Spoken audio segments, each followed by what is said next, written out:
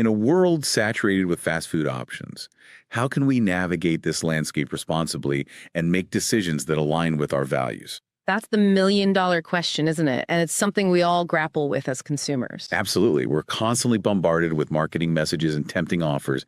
But how do we cut through the noise and make choices that we can feel good about? Yeah. So, how do we do it? How do we become those informed eaters in a world of, well, burgers and fries? Honestly, it starts with being mindful. It's about looking beyond those catchy slogans, those mouth-watering pictures on the menu.